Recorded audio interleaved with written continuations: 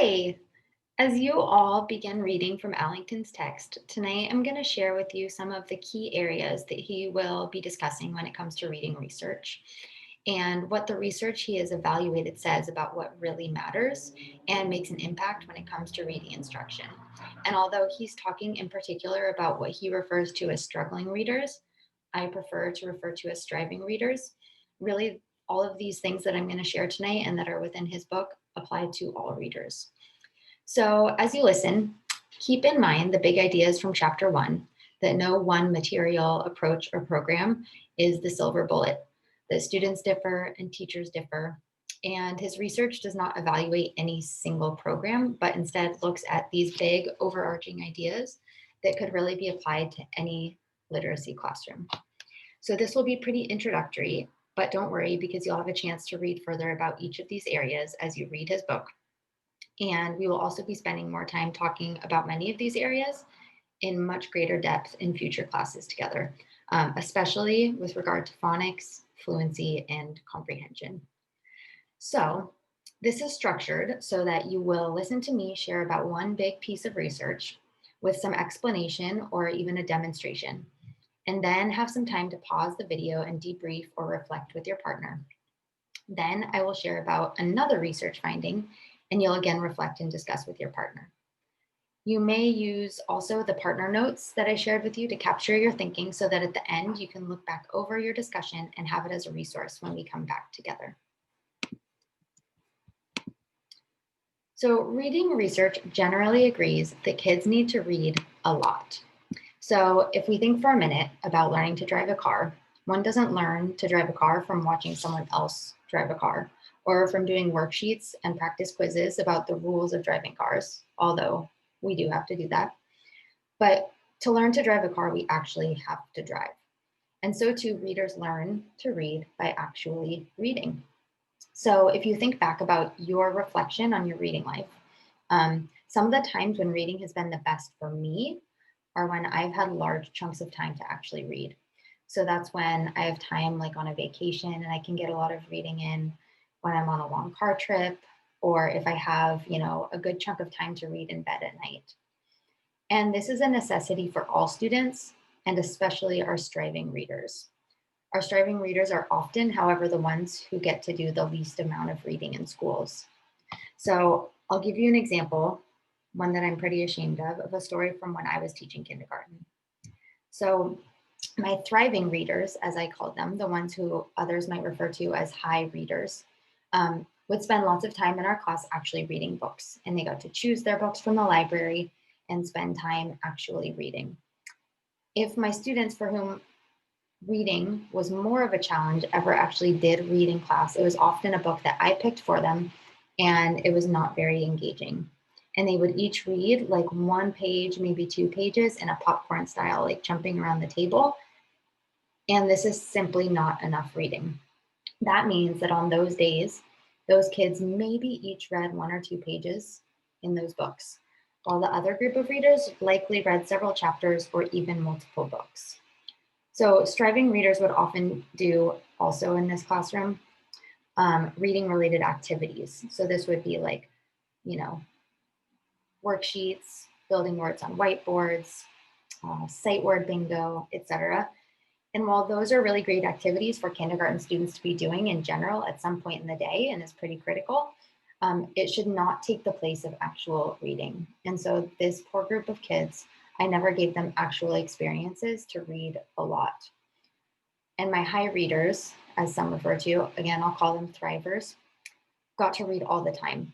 And my striving readers never got to actually read. And this breaks my heart to reflect upon, because all kids really need to be given ample time to read every single day. So I'll give you another common obstacle to achieving lots of time for reading, and that is the whole class novel. So when I was a kid, this was common, as I'm sure it was for many of you. We would all read the same book that the teacher chose over the course of maybe a month, possibly even stretched out over 2 months. And this really limits the amount of reading that kids are doing. The class time is often filled with like reading related activities related to the whole class novel. And while whole class novels in and of themselves are not a problem, when they are the only things that kids are reading, you can see how that's not enough reading.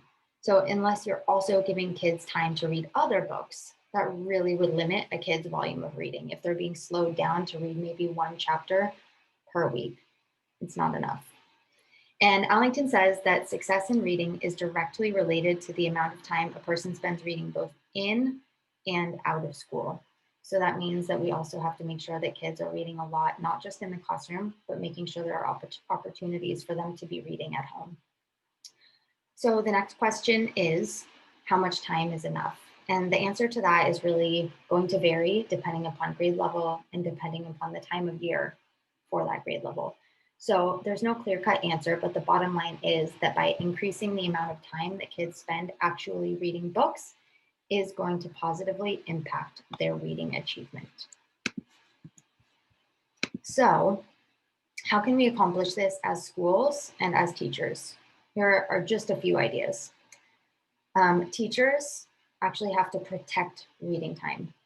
This means that we're actually making sure that there is time built into the day that is for reading, and it is not the thing that gets pushed to the side for something else. It means that we have to get rid of the busy work. In Allington's book, he calls this crap, which I love. And that is like circling words on worksheets, filling in the blanks in sentences, answering questions after a chapter in a book. This is probably all very reminiscent of the experiences that you reflected upon that made reading not so great for you. We also have to set up structures or routines for this amount of reading to actually be accomplished. So we can do that by thinking about how we structure our reading instruction and the approach that we take. We also have to make sure that in our schools and in our classrooms, we actually have books that kids are psyched to read. If kids are excited to read, then they're going to be a lot more likely to want to read and therefore more likely to spend more time reading. So now it's time for us to pause and reflect with our partner. And so I invite you to think about these things. Think about your experiences in school, elementary school specifically, either as a student or if you've spent some time working in a classroom, you could think about that as well. When you were there, was it a place where reading volume was prioritized? And how do you know? How much reading did you or how much reading did children do? Was it daily? Were they reading whole books or only pages in books as you jumped around the table, round robin style as we call it? Was it a whole class novel that moved at a snail's pace?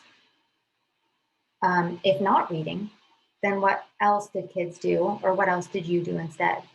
Worksheets, excerpts, short passages. And as you reflect, I also invite you to think about whether one group of students spent more time reading than another, similar to the example that I described from when I taught kindergarten. And then you might also think, what does all of this make you think? So go ahead and pause the video. And after you have both had a chance to reflect and talk about these ideas, come right back. All right. Allington's research also suggests that students need to be reading books that they can read with high levels of success, books that they actually can and want to read. So I invite you again to think about times when reading likely sucked for you. It might have been a time when the book was way too hard, like a science textbook or Shakespeare for me in college. I had to use Cliff Notes to have it be explained to me because I just didn't get it, and I was an English major. And so as adults, we don't choose books that we struggle through, or at least most people don't. We likely choose books that we can read with success. And the fact of the matter is that kids are no different. And not only does research indicate that high success reading leads to reading development, but also supports, of course, this makes sense, positive attitudes towards reading. And even parents have a really hard time. In fact, especially parents have a hard time wrapping their heads around this idea. They think that books should be hard for their child to read. I often hear parents say things like, this book is too easy for them. But students should not be struggling through their books. It should sound like it's easy for them. That's the type of reading that leads to growth and a love of reading. And if kids love reading, they're going to read more. When students read books that are too hard, it seems fairly obvious, but they're going to become frustrated and more likely to be off task and develop negative attitudes toward reading. And while I'm sure that parents are coming from a good place and they just want their kid to succeed and be challenged, It's important to know that when kids are reading books that sound easy, that is in fact just right for them. So high levels of success when reading means that reading books that they can read with high levels of a few different things. One is accuracy. So that means like they're reading the words correctly. The other is fluency. So they're able to read these books with an appropriate rate or speed and with expression, etc. And then also comprehension. So that means that in addition to accuracy and fluency, they're also understanding what they're reading. And really all three of those have to be in place. And this is true for all kids, all students, but especially readers for whom reading is more of a challenge. But with that being said, we also want to make sure that books are not too easy for kids, which will similarly not improve their reading. So with that being said, we need to assess students to find out what their independent reading level is. Generally, that's the level at which students can read with 96% accuracy or above, also with strong fluency and comprehension, as I just spoke of. So as teachers, we have to use assessments to determine this independent reading level, that just right reading level, and then match students with books that allow for this high success reading. Now, of course, we want to support them to read slightly more challenging books at times too. And we use small groups to intentionally move students forward in this way. We save those slightly more challenging books for our small group instruction as we're able to offer the support that students need in order to tackle these harder texts and move on as readers. It's also important to know that children need access to books that they actually want to read. That probably seems like a no-brainer, but think again about your own reading lives when reading was less lovable. I'm guessing, and as I look at the Jamboard, it's when books were assigned to you, or you were forced to read something by your teacher, and perhaps even that you didn't see yourself, your identity, your experience reflected in the text. On the flip side, when reading was enjoyable, it was likely when you got to choose a great new book. So choice really matters, and the research supports this. For me, this makes me think about the first time I fell in love with reading was when Harry Potter came out. I'm wondering if any of you feel the same way. I chose that book myself and I wanted to read it. In fact, I wanted to read it so badly that I was the dork that pre-ordered every single copy. Or if I was on vacation, I'd wait in line in other cities so that I could get the latest release. And I stayed up until the wee hours of the morning reading them and even fought with my siblings over the copies that we had. And as a result, I became a stronger reader and I spent a lot of time reading. So, as teachers and as schools, how can we accomplish this? For starters, we have to create classroom libraries with a broad range of levels that match the kids in our classrooms. I'll say that again, they have to actually match the kids in our classroom that year. So this means we have to have, honestly, thousands of books in our classrooms. Lots of classrooms have lots of books, but if they don't match the interests and the levels of the kids in that class, it's pretty much worthless. We also have to regularly assess our kids to ensure that they have books that will allow for high success reading. We have to support students to choose books that are within reach. So while we want kids to have choice, we have to balance that with a need for high success reading. So choosing within a range that will be accessible for them. We also have to send books home. Making sure that students have access to books to read at home is critical as well. We also have to get to know our students so that we can find books that they love. This is huge. And this takes time, but we have to get to know books and we have to get to know kids' books. We have to stay informed about what new releases are coming out. There's tons of great blogs and people on Instagram to follow for this. And actually read popular kids series and novels yourself, as well as currently beloved authors so that you can make recommendations. And I highly recommend having lots of series and graphic novels and other high interest titles in your classroom library to support this as well. So now we'll take a minute to reflect and pause. So think about your experiences at school as a reader or as a teacher. When you read, was it books that you could read? And was it books that you wanted to read? Was choice valued in your school growing up? If so, how did students choose books? And if not, who did choose them? And lastly, was there a classroom library? Was there access to books in the classroom? And if not, where did you get books? For example, I remember that in like 3rd through 5th grade, the books in the classroom were all leveled books. They had different color coded systems. They were not engaging at all. They were from a curriculum. And the only real books were in our school library or when we visited the public library, which was only every so often. So go ahead and pause this and take a minute to reflect with your partner. All right. Another really critical element of reading instruction that Allington talks about is fluency. Kids need to learn to read fluently. So now that we all know how important reading volume is for reading development, right? We talked about how kids have to read a lot. Fluency is going to impact their reading volume. So if you think for a minute about a student who reads 200 words per minute, they're going to do a whole lot more reading in the same amount of time than a student who reads only 75 words per minute. Not only that, but a student who is more fluent will become less frustrated by reading and therefore a lot more likely to enjoy reading and choose to read more. Fluency is comprised of a few different things.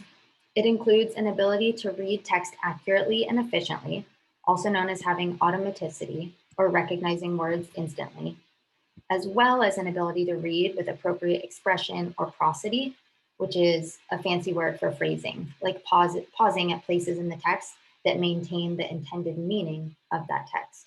Things like punctuation can help us. And also intonation, as they pay attention to like the tone, the mood, the character's voice, etc. And fluency is also important because it will indirectly impact their comprehension. If a student has not developed some level of that automaticity or that automatic word recognition and is not reading with expression, they're using way too much cognitive energy as they try to read the words. So they're focused so much on the word level that they lose a greater understanding of what's actually happening in the text. So by developing fluency, students are able to cross over from so much attention and cognitive energy devoted to reading each word or identifying words, as you can see on this image of a bridge, to making meaning from their books, constructing meaning, which is the whole point of reading. And this is really important. So we can think of fluency as like the bridge between phonics or word identification and decoding and comprehension or constructing meaning. And early readers in grades kindergarten and first and even into 2nd grade haven't yet developed complete fluency, but they're working towards it. They're often slow and a little bit more labored as they have to stop and attend to the text, to the letters and the sounds, and really decode the words. And we have to help them move towards more fluent reading. And there's tons of strategies that we can explicitly teach to help them do so. Fluency can be tricky though, and we have to be careful because some kids can appear to be fluent when they read words with automaticity. However, when they're finished reading a text or a portion of a text, we might ask them to tell us about what they just read or what just happened. And sometimes you'll find that there are kids that will look at you with a blank stare. Some children sound fluent, but without thinking while they're reading, they're not really reading, they're just decoding. And reading really is understanding. So we have to be careful about instances like that.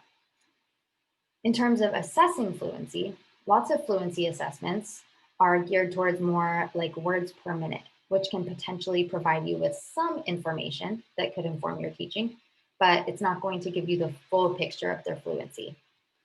Some teachers also have kids read these isolated lists of words to determine fluency, and they're just pulled out of context. It's just a simple word list. And this can also be helpful when you're trying to get the big picture of a kid's reading, but it's not going to give you everything you need to know about their fluency. But kids also might be able to read words in isolation on those word lists and then struggle when they're given a continuous text like in a book and they're reading. So one critical element of listening and understanding a kid's fluency and assessing them is by actually listening to a kid read a book. And so each of these different assessments can help you get the big picture of a kid's fluency, and we'll talk more about that at a later time. But ultimately, fluency has to be modeled for kids and supported through our instruction through explicit demonstration of strategies for how to read more fluently. So, just a few ways that we can accomplish this in the classroom include doing things like repeated reading, which basically is just reading the same text again and again, and that being the child reading the same text again and again. You can also do things like echo reading, where the kids copy you. So maybe the teacher reads a page or a sentence and the kids echo the teacher. And then the teacher reads a page or a sentence and the kids echo the teacher. You can also do choral reading, which is when you're reading all together. So the teacher reads a book along with the kids at the same exact time. You could also do some choral reading, particularly with older students. The teacher could ask a child to try to keep up with them as they read a chapter book together. You can also do some types of paired reading where kids maybe perform their reading by acting it out, or they listen to each other read. And lastly, a really great way to model reading aloud or to model fluency for our kids is through read aloud. When we read aloud to our kids, we are modeling for kids what fluent reading sounds like. And high quality audiobooks can also be really supportive in this same way. So again, we're going to take a minute to reflect and share our thinking with our partners. So think about school as a teacher, as a student. Did students have opportunities? Did you have opportunities for repeated readings? Do you remember reading the same text more than once? Was there echo reading or choral reading? You probably want to think back to kindergarten or first grade was when this likely happened. And how was fluency assessed? Did you have like timed tests? Do you remember how that felt? And what message did students receive about fluency? I'm curious about this one because a lot of times kids have a feeling, they have an idea that being a better reader equals being a faster reader. So like somehow being faster equates with being better. So I wonder about when you reflect on your experiences, what messages were sent in your school about reading fluency? All right, go ahead and pause and come back when you're ready. The next area of reading research that we'll think about is this idea of thoughtful literacy. Essentially, what this means is that we need to teach comprehension, but we have to be careful about how we define comprehension. So a lot of comprehension work in schools looks more like assessing with no actual teaching. It's a lot of worksheets, chapter questions, word searches, defining vocabulary. It's a lot of basic recall of details from a text, or sometimes it's like a book report. In schools, comprehension often looks more like being asked to remember things like characters, setting, problem, solution. But there's little understanding of how the book's theme or message might be applied in real life, to the reader's life, or an understanding of the type of person a character in the story is. And this is thoughtful literacy. So when I started teaching, I did not know anything about this or how to teach this. And I cringe when I think about the reading quizzes and chapter questions and story maps that I had kids do. Thoughtful literacy is so much more than this. And research shows that we have to explicitly demonstrate comprehension strategies for them, for kids over time. This means we have to actually model a strategy, demonstrate something for our kids, telling them exactly what it is that we are going to demonstrate. We have to make the strategies that we want students to internalize visible for them. So for that reason, I'm going to demonstrate how a comprehension strategy could be taught explicitly through a thoughtful literacy approach. And you're going to be asked to participate along the way. And then afterwards, we'll think about what it would look like if kids were asked to do something that was more of just like a remembering or assessing a low level of recall kind of task. All right. Are you ready? Here we go. Readers. Today I want to teach you that readers can learn about life through their books. And one way that they can do this is by paying attention to the problems that a character faces, noticing those problems, and then noticing how they respond to the problem. And then asking, what does this teach me about life? And readers do this so that they can learn lessons from their books. So you are going to watch me as I do this with a video. And this video is about a soccer team. So first, notice how I pay attention to the problem that the characters face, and then notice how the characters respond to that problem, and then think, what does this teach me about life? All right, Let me share my screen so you can see the video.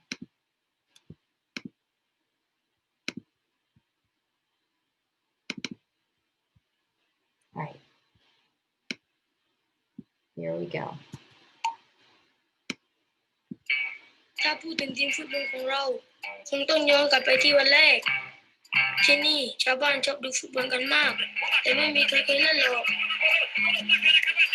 ก็อย่างที่เห็นเรากินนอนอยู่บนน้ำมาแต่ไหนแต่ไรแล้วเพราะที่นี่ไม่มีพื้นดินสักนิดกีฬาอย่างเดียวที่เล่นกันได้คือแข่งเรือไม่ก็โม้กันเรื่องปลาที่จับได้วันนั้นแหละความคิดเล็กๆก็เกิดขึ้นพวกเราคิดตั้งทีมฟุตบอลขึ้นมาชาวบ้านก็คิดว่าพวกเราบ้าเด็กพวกนี้ส่งเสียงอะไรกันมาเปิดทีมมาแล้วเราต้องทีมบอลเราจะเป็นแชมป์โลกมีแต่ทะเลยังพี่กับทีมตกลงอย่างที่แกพูดพวกเราไม่มีแม้แต่ที่ให้เล่นฟุตบอลพอเราจัดทีมกันเสร็จปัญหาต่อมาก็คือเราจะเตะกันที่ไหนล่ะที่นี่มีแต่ทางเดินแคบ All right, I'm going to stop here because I'm thinking that this is a problem. And I'm thinking that the problem is that the boys want to play soccer, but they don't have a space or a place to actually play or practice. Okay, so let's keep watching and let's notice how these characters, how these boys respond to the problem. Ready? แล้วเราก็มีความคิดว่าเราต้องสร้างพื้นที่ของเราเองเรารวบรวมเศษไม้เก่าๆ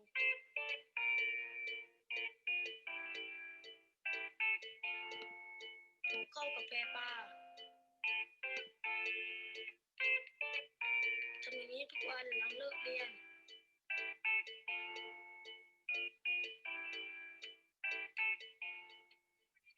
แล้วเราก็สร้างสนามของเราขึ้นมา All right, let's stop right there. Are you thinking what I'm thinking?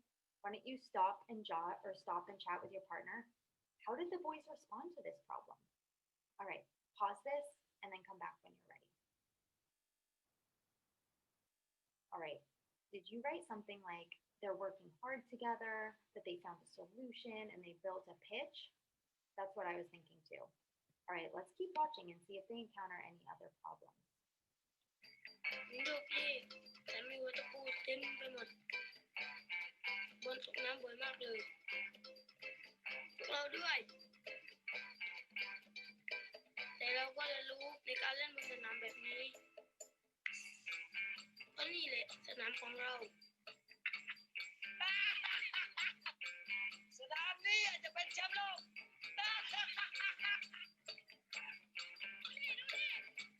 แล้ววันหนึ่งเราก็ได้ไปสมัครการแข่งขันฟุตบอล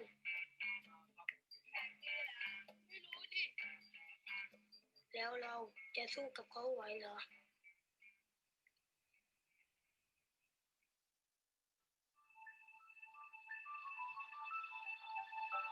แล้วเราก็ตัดสินใจลงแข่งถึงจะไม่มีชุดก็เหอะ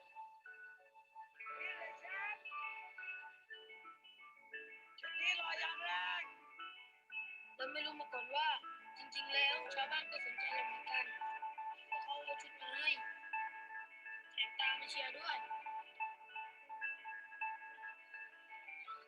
ตอนนั้นเราตื่นเต้นนะ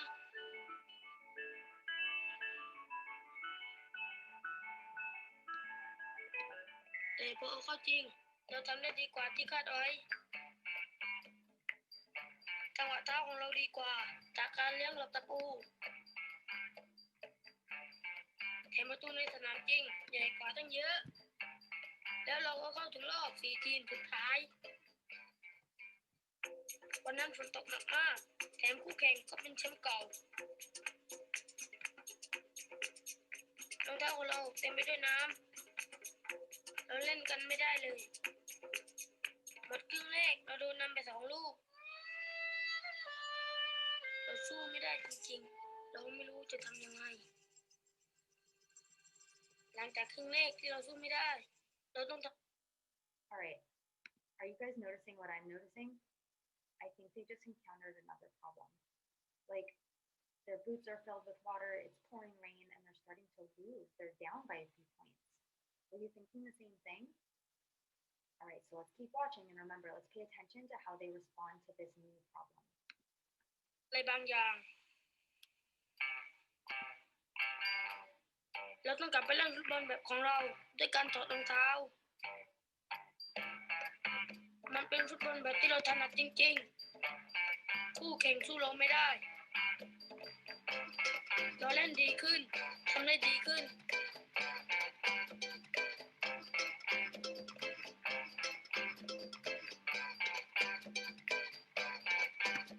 All right, let's stop right there. Will you turn and tell a partner, what did they do? How did they respond to this new problem? Did you say they found another solution by taking their shoes off and keep playing, like keep pushing forward? All right, let's keep watching. And with these problems and the way that they responded to them in mind, we can start thinking about what this might teach us about life. All right, let's keep going. เราตีเสมอได้ เราคิดว่าเราจะชนะ แต่เพราะลูกนั้นในนาทีสุดท้ายนั่นแหละเราไม่เสียใจหรอก ดีใจซะอีกที่มาได้ไกลขนาดนี้แถมชาวบ้านทุกคนก็ภูมิใจด้วย หลังจากนั้นความคิดของคนทั้งเกาะก็เปลี่ยนไป วันนี้เรามีสนามใหม่ที่ไม่มีตะปูแล้ว แต่เราก็ยังไม่ได้เล่นบนสนามหญ้าอยู่ดี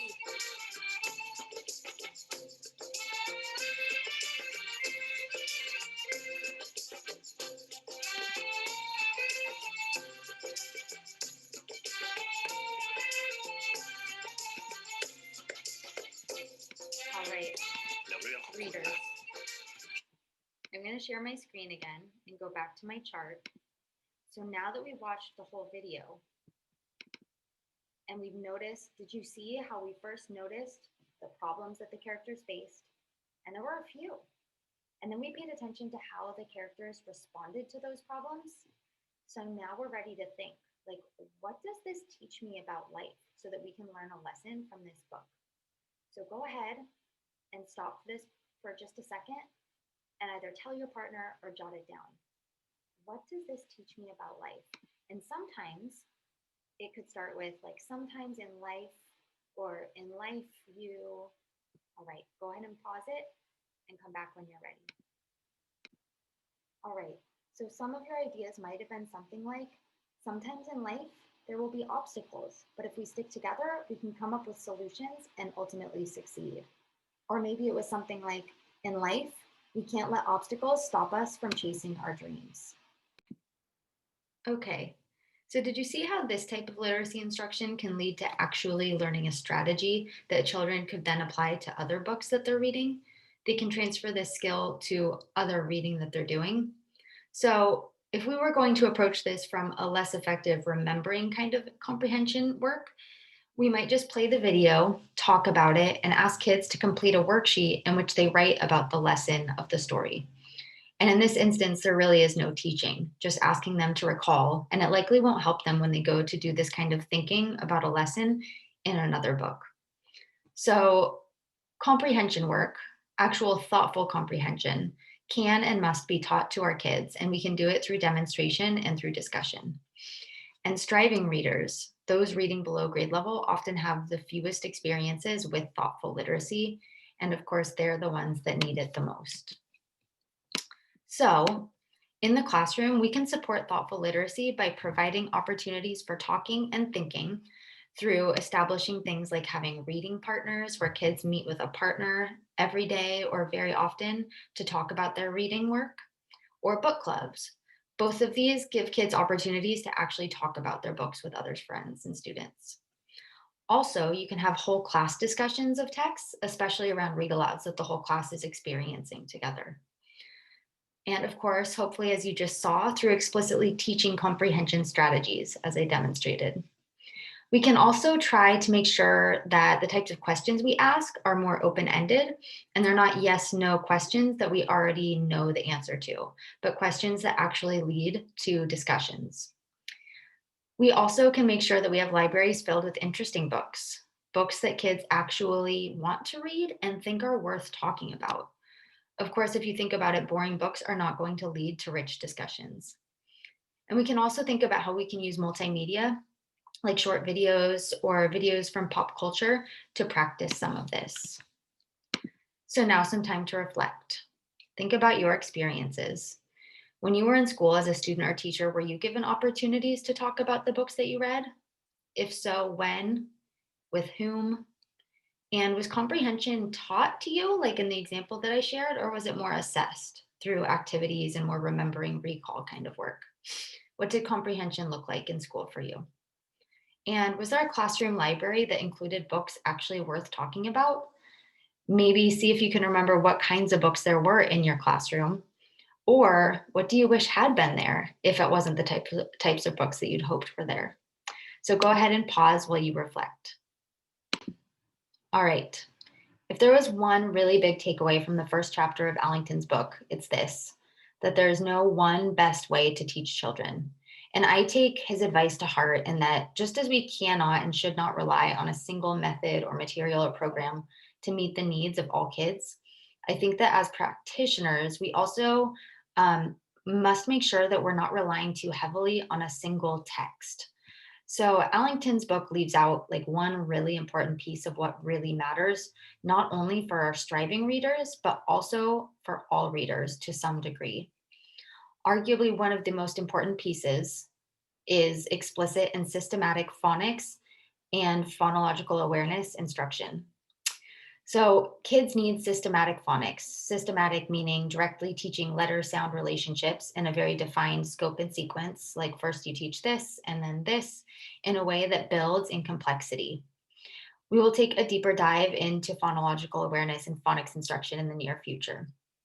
And John Hattie, who is a very well respected researcher in the field of education, has looked at thousands of meta analyses from research from around the world, and he's provided the world of education with some reliable ideas of what actually works. So he looks at the impact of different things that a teacher does and the effect size that these each have on a student's learning. And so, as a benchmark, he has determined that an effect size of zero point 0.4 indicates 1 year of growth. And of course, that's like the goal of what we're going for. And when looking at the effect size of phonics instruction, he has found that it has a zero point 0.6 effect size on student learning, which is quite significant. Phonics instruction is a very necessary component of reading instruction, especially among our youngest learners. One thing to be mindful of, however, is that we don't teach phonics at the exclusion of real reading.